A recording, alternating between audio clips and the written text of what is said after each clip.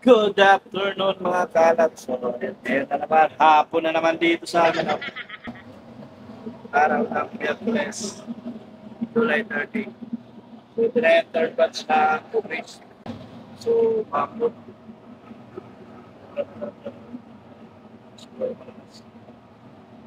Let's go! Umpisa natin sa pagbati ng magandang araw sa inyo mga kaalat. Una nga dyan ginawa ko mga kaalat ay nagwala ako. Joke lang! So, inuna ko dyan mga kaalat ay tinupi ko muna ang mga karton para ma-plot siya at konti tingnan. At saka pag nakatupi siya mga kaalat, mas madali natin siya maakot. Dito sa barko mga kaalat ay madami rin karton. Kaya kung sa Pilipinas to, malamang mabenta na to.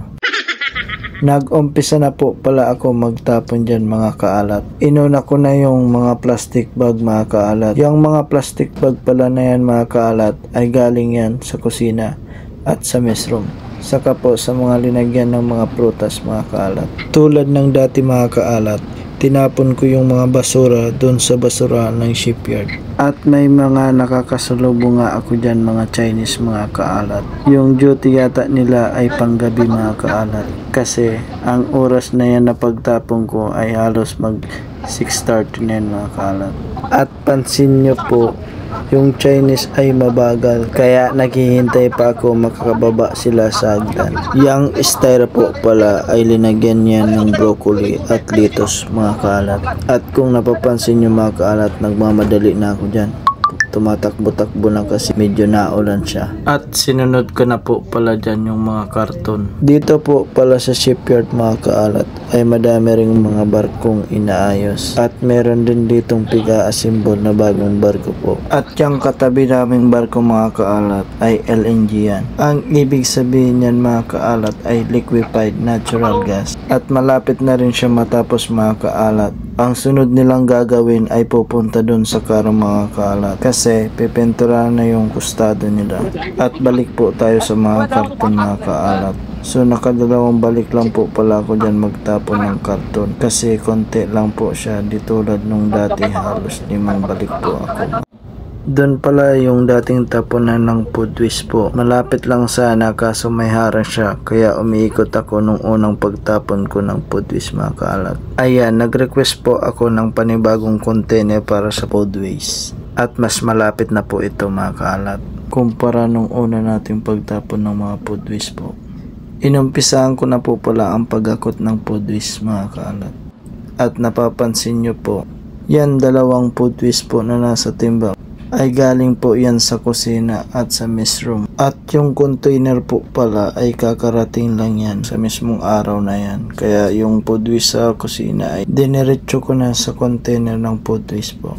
At sinunod ko na po yung food waste sa repair mga kaalat.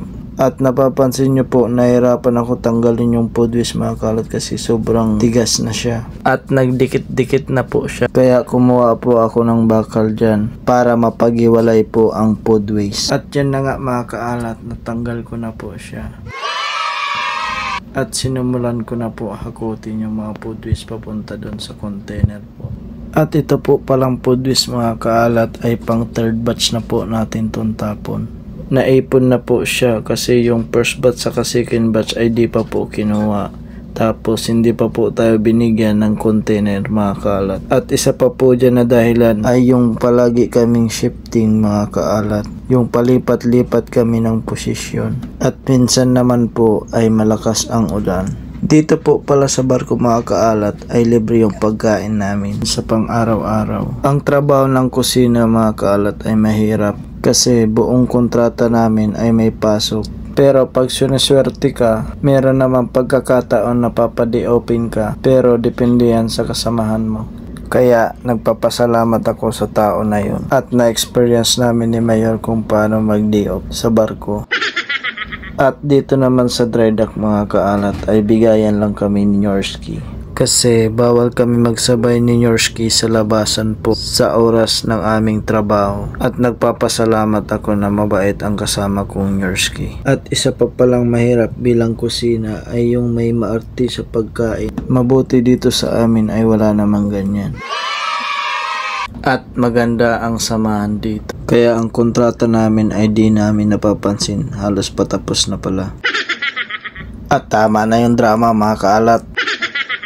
Nagtatampo na yung Pudwis kasi hindi na siya nababanggit.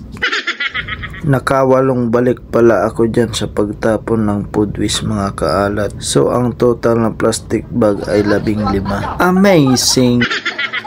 At kita nyo nga mga kaalat, punong-puno na yung 2 Pudwis container. At di na nga siya masarado mga kaalat kasi umaapaw na. Pero bukas po niyan ay hindi na puno kasi mag-defrost na yung Pudwis at babagsak na yun mga kaalat. At sa awa po ng Diyos, tapos na po tayo. Punta tayo sa kusina. May hugasan pa ako din.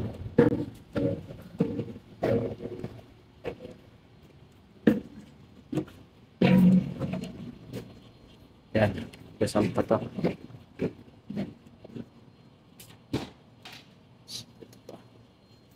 Meron pa dito.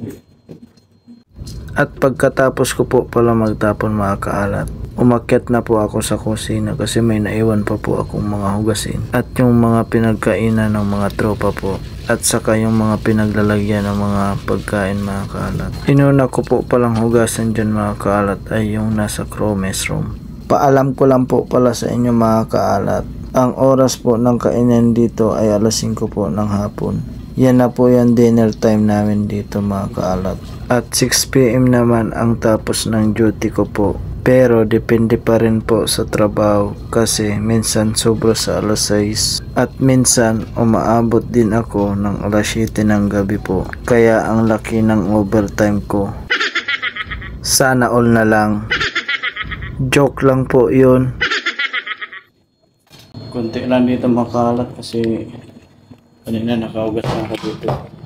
Yung iba lumabas, pumunta sa labasan. At natapos na po pala ako doon mga kaalat sa crew mess room. Sinunod ko po ay dito sa officer mess room. So nakita nyo naman po mga kaalat, konti lang yung hugasan dyan kasi nakapaghugas na po ako kanina. At yung iba naman po ay lumabas. Doon na po sila kumain sa restaurant mga kaalat. 24 na tao pala mga kaalat ang pinapakain ko dito. Kasama na ako. Tapos meron pang Chinese at Indiano sa Kagoryo at European. Kaya madami yung pinapakain namin ni Nyorski. Dito po pala sa company namin ay isa lang po yung messman. Kaya todo kayod si kaalat. At natapos na po tayo sa officer mess room. So sinunod ko naman po ay yung sa kusina. Yung mga pinaglalagyan ng mga pagkain po. Halos mag 7 PM na po pala ako natapos dyan mga kaalat. Kaso di ko na po natapos yung video na naguhugas ako dyan sa kusina mga kaalat kasi napuno na yung memory ng aking cellphone. At di ko napansin hindi na pala nagpe-play yung video ko. Kaya maraming salamat sa inyo mga kaalat sa panonood ng aking video. At sana'y na-inspired ko po kayo. At sana'y di po kayo magsawa sa aking video. Maraming salamat po and God bless.